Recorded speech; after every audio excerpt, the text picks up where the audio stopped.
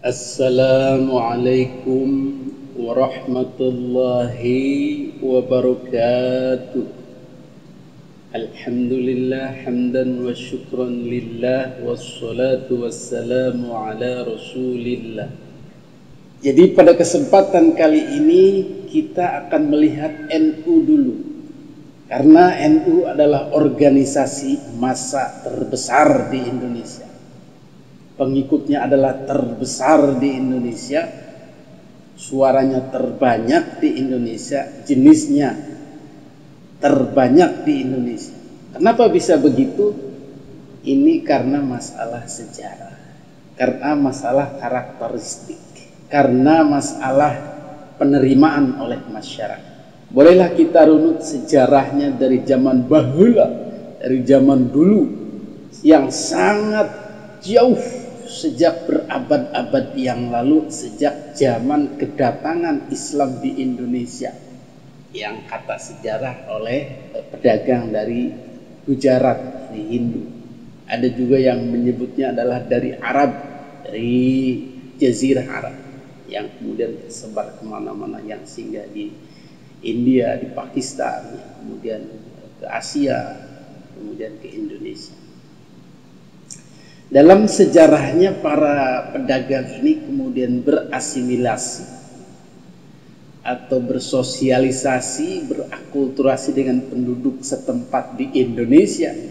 Waktu itu belum ada Indonesia ya, karena Indonesia adanya itu tahun 1945. Padahal itu tahun-tahun dakwah pertama di Indonesia itu 800-an. Berabad-abad yang lalu belum ada Indonesia namanya Nusantara. Jadi masyarakat yang hidup di kepulauan-kepulauan Indonesia itu, di Sumatera, di Jawa, di Kalimantan, di Sulawesi, nama-nama pulau itu memiliki kebudayaan, memiliki agama sendiri, dan memiliki raja-raja, masyarakat sendiri. Disebutlah Nusantara. Kerajaan-kerajaan yang ada di setiap pulau, di setiap wilayah yang masing-masing itulah disebut Nusantara. Maka kemudian para pedagang yang juga para da'i itu datang ke Nusantara menyebarkan agama Islam sambil berdagang, sambil membuka pengajian, sambil membuka pondok pesantren, sambil dengan apa saja mereka lakukan dakwah itu, kecuali satu, tanpa senjata. Ingat, tanpa pasukan bersenjata menaklukkan suatu wilayah sehingga wilayah itu dikuasai oleh orang-orang Islam dan membentuk negara di situ. Tidak ada seperti itu. Bagaimana dilakukan para khalifah-khalifah yang melakukan penyerangan, yang melakukan pendudukan wilayah, perluasan wilayah di sekitar Jazirah Arab. Tetapi di Nusantara bukan model begitu yang dilakukan. Ini adalah pribadi, dakwah pribadi, dakwah yang seperti dilakukan Kanjeng Nabi di awal-awal dakwah Islamnya. Jadi hidup dengan masyarakat, kemudian mengajarkan ilmu. Persis seperti Nabi. Walladzi ba'atha fil ummiyyin rasulan minhum yatlu 'alaihim ayatihi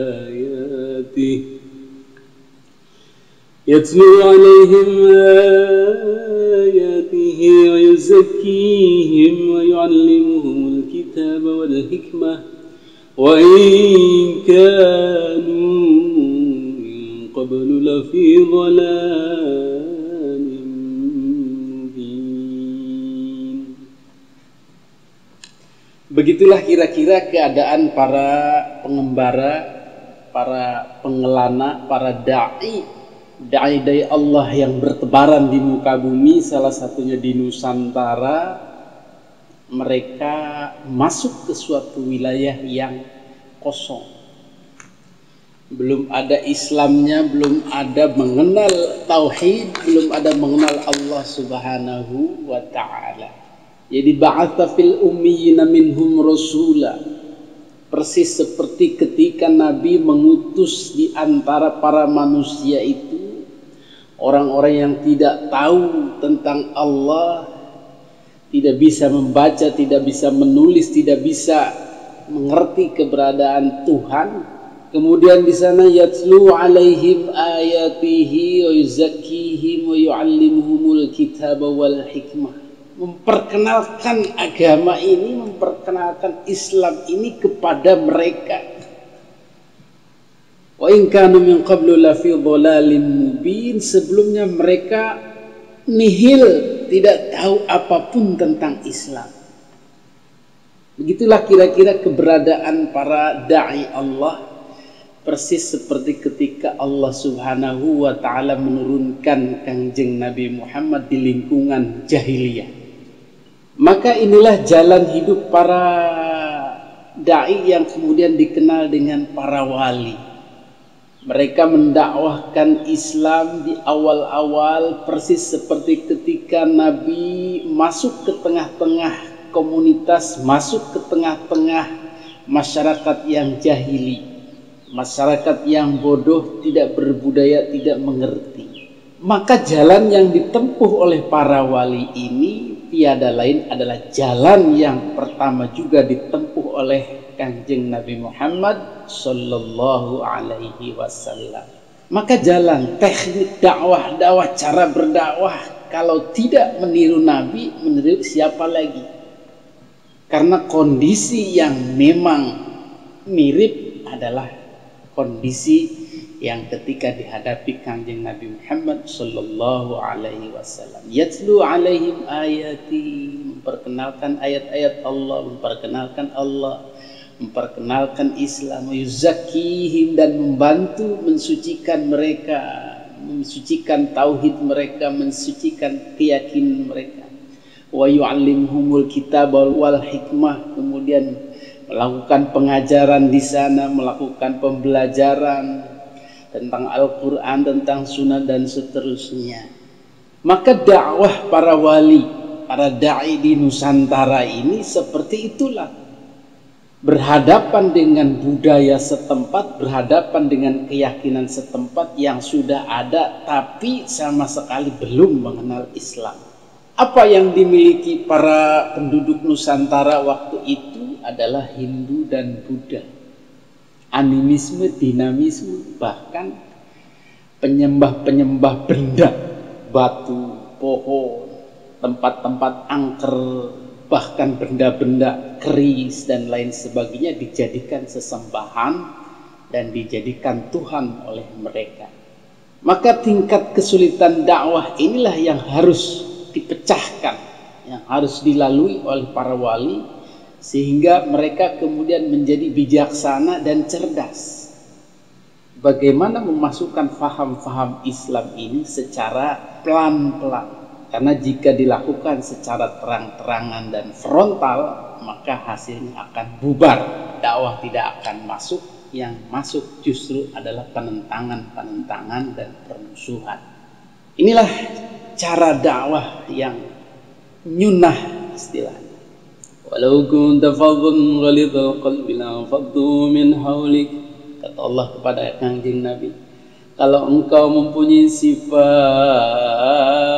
kasar, sifat beringas, sifat galak, sifat keras, lanfaddu min hawlik, tentu saja mereka pada lari, menjauh, kabur, bahkan melawan. Tetapi dengan mempunyai sifat welas asih, mempunyai sifat mengayomi, mempunyai sifat bijaksana, maka masyarakat pun akan menerima, berbahagia, dan menganggap ternyata ada sosok yang luar biasa di kampung kita ini. Maka larinya adalah laqad manallahu 'alal mu'minin idz ba'atsa fihim rasulam min anfusihim. Jadi menjadikan satu karunia kedatangan orang tersebut. Nah, para wali ini kemudian mendirikan pondok-pondok pesantren mendirikan pengajian-pengajian, mendirikan pengajaran-pengajaran. Bahkan ada yang dengan bercampur baur dengan masyarakat, memberikan petuah-petuahnya. Bahkan kemudian ada juga yang masuk ke dalam budayanya, seperti Sunan Kalijaga memasuk ke dalam kesenian, membuat wayang menjadi dalang, dan kemudian memodifikasi ajaran-ajarannya disesuaikan dengan ajaran-ajaran agama Islam. Selamatan yang dulunya dipersembahkan kepada selain Allah, maka kemudian dengan adanya para wali, maka ditujukan kepada Allah. Ucapan-ucapan mantra-mantra dan lain sebagainya yang tidak jelas, yang bukan dari Islam, kemudian mulai diganti dengan zikir-zikir, dengan ayat-ayat Al-Quran dan seterusnya. Maka kebudayaan itu kemudian berganti orientasi. Yang tadinya orientasinya adalah kepada makhluk yang disembah itu, mungkin pohon, mungkin jin dan lain sebagainya yang menguasai wilayah, kemudian dialihkan menjadi kepada Allah. Maka proses pertama sudah didapatkan, yaitu tauhid, kepercayaan masyarakat menjadi kepada Allah. Sementara ritual-ritual adalah cangkang saja yang sudah dimasukkan di dalamnya adalah zikir-zikir, ayat-ayat Al-Quran di dalamnya. Proses dakwah ini kemudian menyebar. Dari satu wali mempunyai murid beberapa orang, ada yang menjadi wali lagi, ada yang menjadi kiai besar, menjadi orang-orang yang berdakwah dengan khas dengan gaya tersebut, sehingga Islam ini menyebar dengan kewangiannya, dengan keharumannya, dengan sikap lembutnya, dengan tidak ada konfrontasi dengan budaya, dengan tidak ada peperangan, sehingga masyarakat menyambut dengan baik, gegap gempita kedatangan Islam ini. Sehingga lambat laun seluruh Nusantara, baik itu rakyat biasa maupun raja-raja, banyak yang memeluk agama Islam dengan cara atau metode dakwah seperti ini. Sehingga kemudian saking banyaknya wilayah-wilayah atau raja-raja yang memeluk agama Islam, maka Islam ini menyebar dengan cepat, meninggalkan faham-faham yang dulu mereka anut, yaitu Hindu, Buddha, dinamisme, animisme, dan meninggalkan agama lama ini dengan tanpa paksaan, dengan kesukarelaan. Mungkin ada beberapa perang antara kerajaan Islam dengan kerajaan Hindu, itu politik, tetapi secara agama tidak ada pemaksaan untuk pindah dari agama Hindu, Buddha kepada agama Islam. Inilah proses dakwah para wali di Nusantara. Islam Nusantara yang berkembang ini dikembangkan dengan cara-cara seperti itu, yaitu dengan cara-cara menghormati budaya setempat, menghormati tradisi setempat, dan tidak berusaha menghancurkannya, tetapi memasukkannya ke dalam ajaran agama Islam, sehingga ajaran agama Islam menjadi kaya dengan tanpa meninggalkan ciri khas keislaman. Maka Islam dengan selamatan, Islam dengan tahlilan, Islam dengan ngeriung, Islam dengan acara-acara yang berbudaya itu tidak akan ditemukan di wilayah lain selain Indonesia. Karena di sini menjadi kaya karena telah dimodifikasi dengan budaya-budaya setempat. Dan itu tetap Islam. Jadi ini bukan penambahan ajaran agama Islam, tetapi budaya yang berbeda dengan negara lain. Makanya disebut Islam Nusantara itu sejarahnya seperti ini. Jadi sebelum Indonesia, kalau disebut Islam Indonesia berarti Islam tahun 45 sampai sekarang.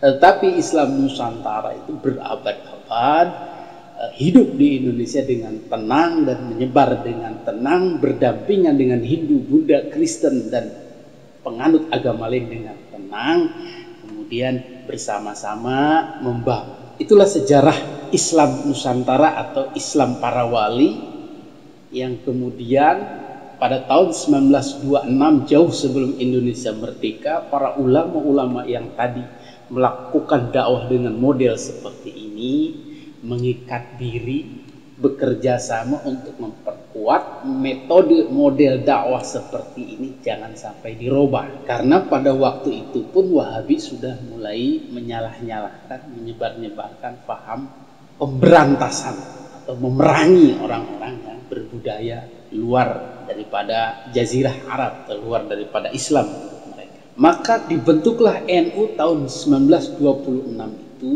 adalah untuk mensolidkan, untuk bekerja sama mempersatukan para kiai-kiai di seluruh Nusantara, di Pulau Jawa, di Pulau Sumatera, Pulau Kalimantan, Sulawesi, menjadi satu nafas. Inilah model Islam di Indonesia yang harus kita kembangkan sampai kapanpun.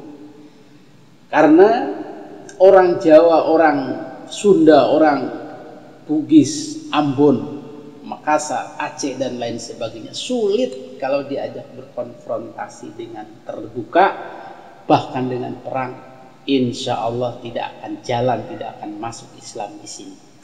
Pembentukan NU kemudian tahun 26 dan seterusnya sampai Indonesia lahir, maka NU ini adalah yang mewarnai Islam di Indonesia, di negara Republik Indonesia.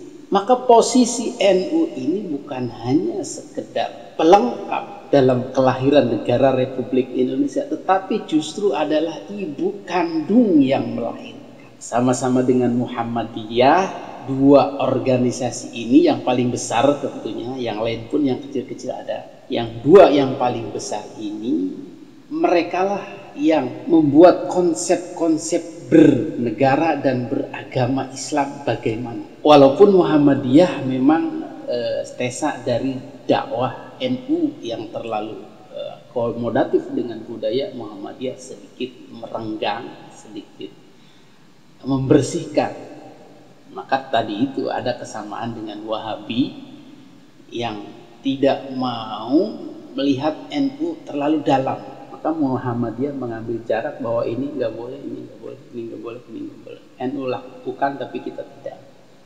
Tetapi secara historis Muhammadiyah dan NU adalah dua organisasi yang ada jauh sebelum Indonesia merdeka. Maka ketika Indonesia merdeka, dua organisasi inilah yang menjadi ibu kandung daripada Indonesia ini. Bagaimana nafas Islam masuk ke dalam negara? Bagaimana nafas Islam masuk ke dalam Pancasila? Bagaimana nafas Islam masuk ke dalam Undang-Undang Dasar Negara Republik Indonesia? Di situ ada NU dan Muhammadiyah. Disitulah ada ijtihad, ada tirakat yang dilakukan Mbah Hashim, Hadratus Syekh Wahid Hashim Asy'ari.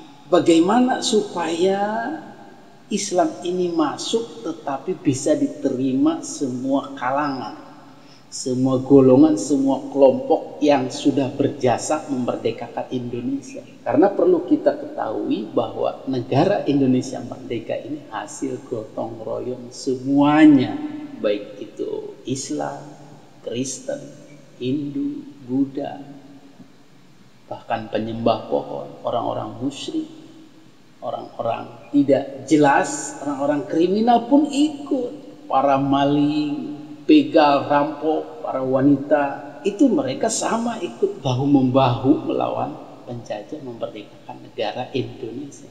Sehingga itulah mereka para ahli warisnya. Kebetulan ahli waris terbesar adalah Islam. Dan kebetulan lagi ahli waris terbesar dari Islam adalah NU dan Muhammadiyah. Maka inilah sejarah NU kenapa menjadi terbesar. Karena memang dia awalun, orang-orang awal yang hidup di Indonesia ini yang asli pertama memeluk agama Islam. Maka kita bisa merunut, orang Muhammadiyah pun rata-rata orang tuanya adalah NU dulunya. Apalagi orang-orang yang sekarang, orang bisa dirunut semuanya, kakek nenek moyangnya akan dikatakan kakek saya juga NU, buyut saya juga NU. Itu yang Wahabi-Wahabi sekarang itu.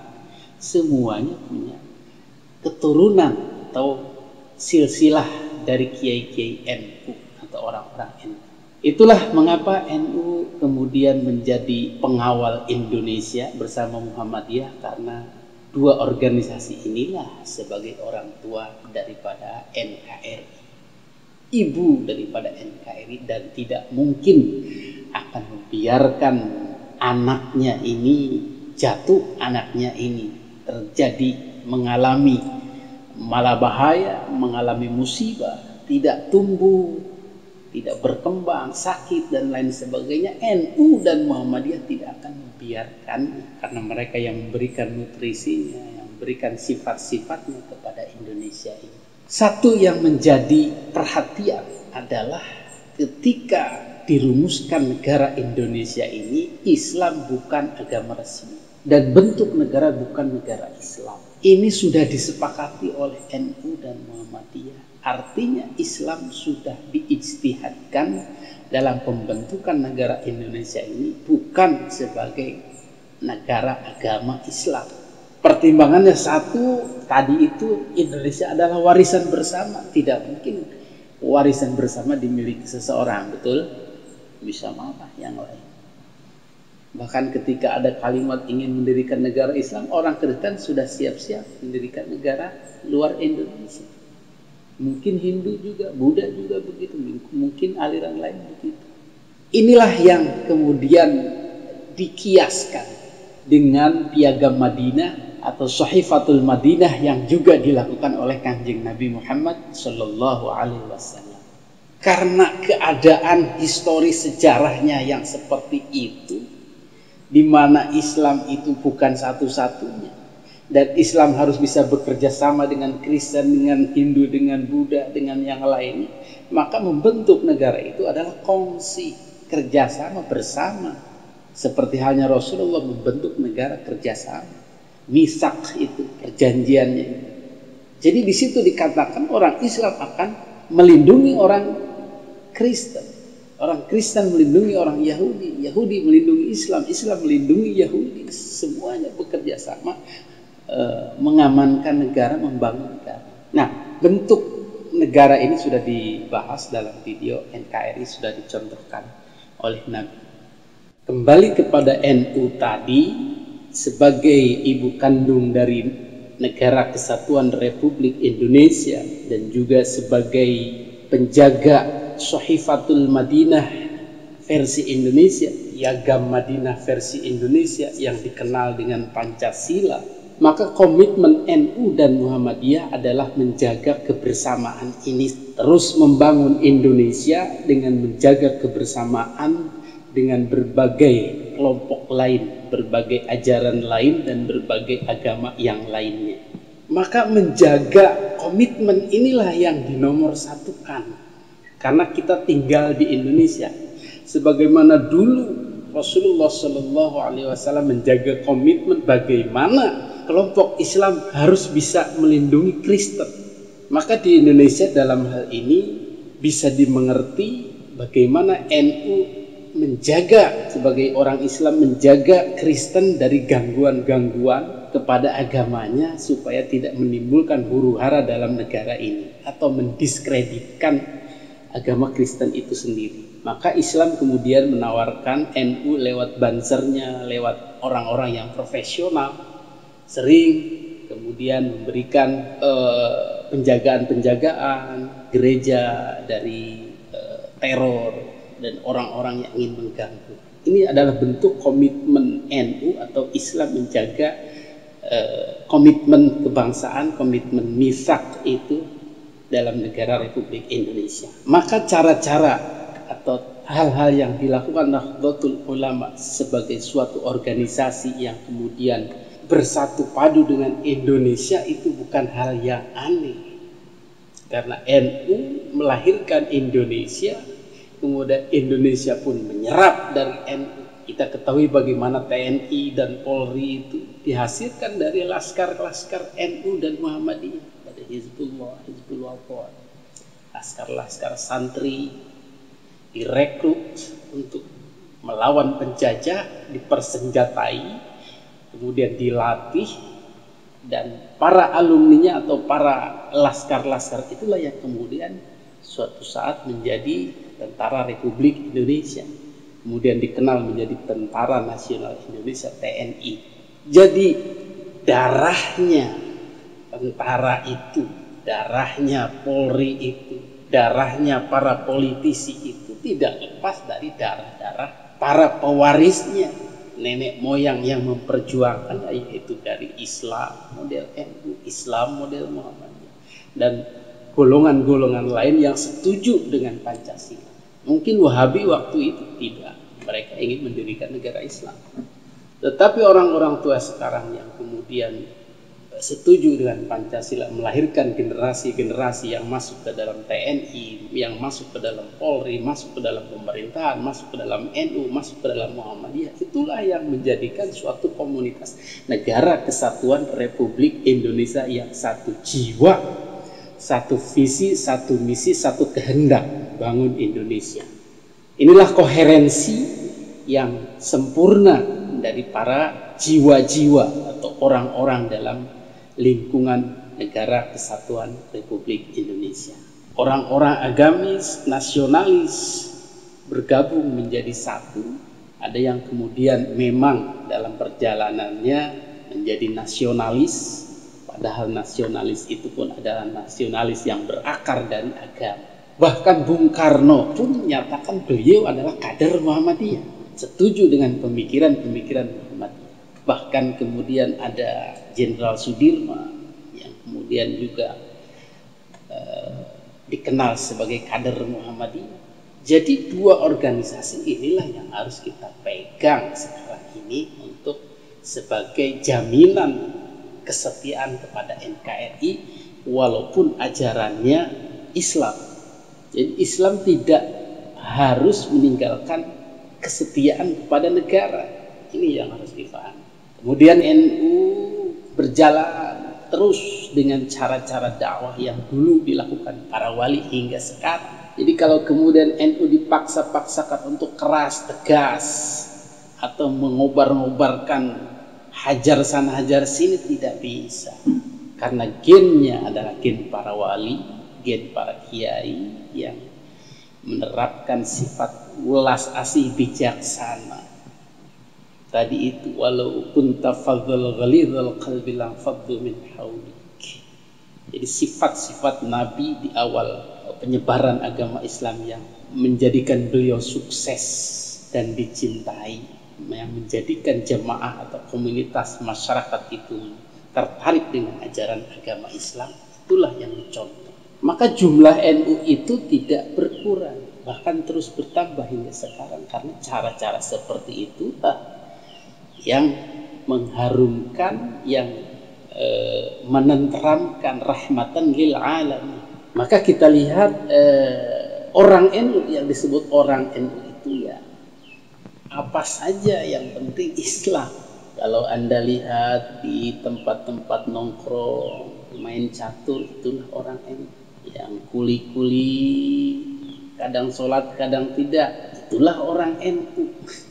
Wanita kadang pakai kerudung, kadang tidak, itulah orang NU. Kadang sholat, kadang tidak, itu juga masih NU.